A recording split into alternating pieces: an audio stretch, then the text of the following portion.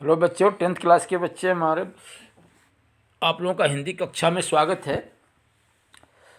विश्वास करता हूँ आप लोगों को इंटरनेट क्रांति पाठ समझ में आया होगा बच्चों।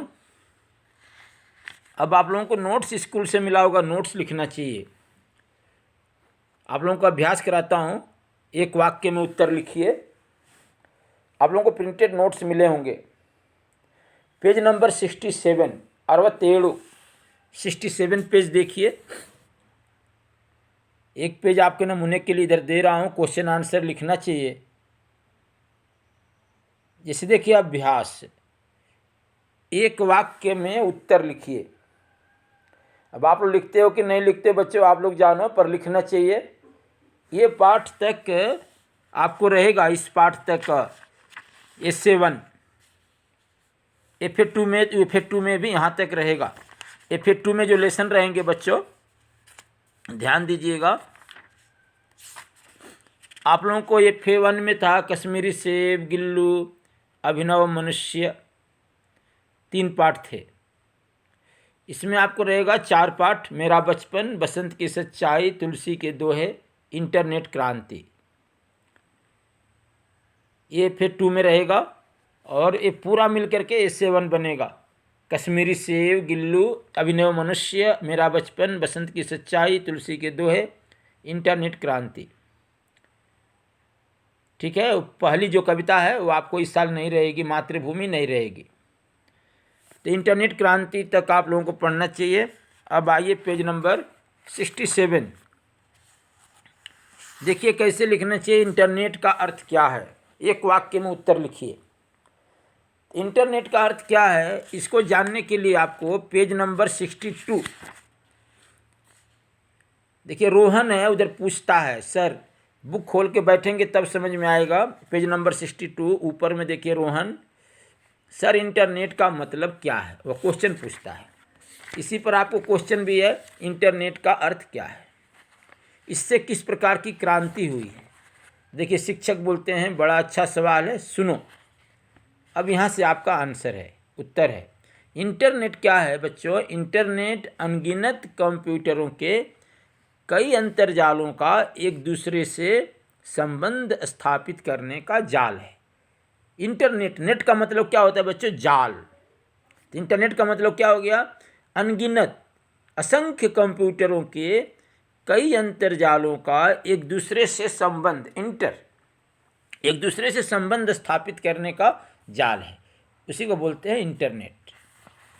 अब आइए दूसरे सवाल पर चलते हैं। इंटरनेट बैंकिंग द्वारा क्या भेजा जा सकता है, इसके लिए पेज नंबर 63 देखिए। इंटरनेट के द्वारा कौन सी मदद मिलती है, वो नेहा पूछती है। उसमें देखिए आता है कि इंटरनेट द्वारा हम घर बैठे बैठे खरीदारी कर सकते हैं, कोई भी बिल भर सकते हैं, इससे दुकान जाने और लाइन में घंटों खड़े रहने का समय बच सकता है।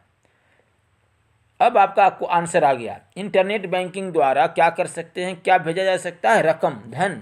दुनिया की किसी भी जगह पर चाहे जितनी भी रकम भेजी जा सकती है। रकम का मतलब होता है, शब्दार्थ में देखेंगे धन राशि, मनी, पैसे, रुपए भेज सकते हैं। रकम, रकम मीनिंग याद रखिए, धन राशि।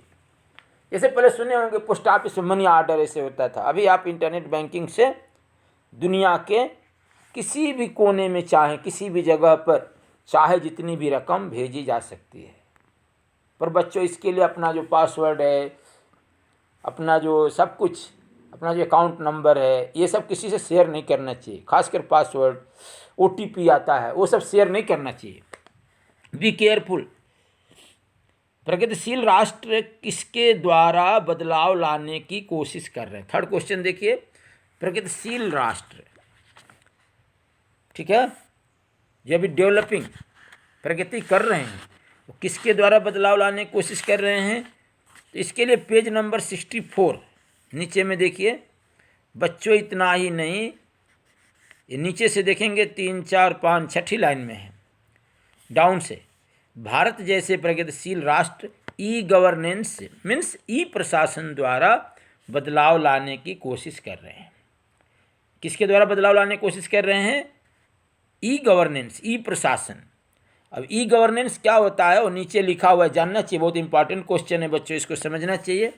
ई गवर्नेंस द्वारा सरकार के सभी जो कामकाज का विवरण, अभिलेख, रिकॉर्ड, सरकारी आदेश, गवर्नमेंट आर्डर आदि को यथावत लोगों को सूचित किया जाता है।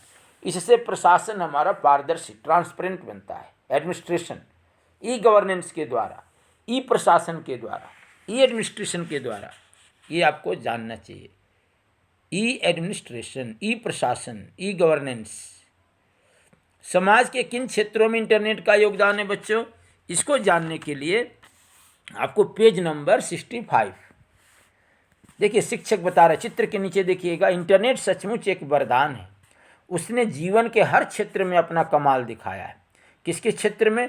चिकित्सा के क्षेत्र में, कृषि के क्षेत्र में, अंतरिक्ष ज्ञान, स्पेस के क्षेत्र में, विज्ञान साइंस के क्षेत्र में, शिक्षा आदि एजुकेशन के क्षेत्र में, यहाँ तक कि देश के रक्षा दलों की कार्यवाही में भी इंटरनेट का बहुत बड़ा योगदान है। डिफेंस में भी, एजुकेशन में, साइंस में, स्पेस में, एग्रीकल्चर में, मेडिकल में, हर जगह इंटरनेट का योगदान, कंट्रीब्यूशन है, अवदान है, योगदान है, कंट्रीब्यूशन है, भागीदारी है।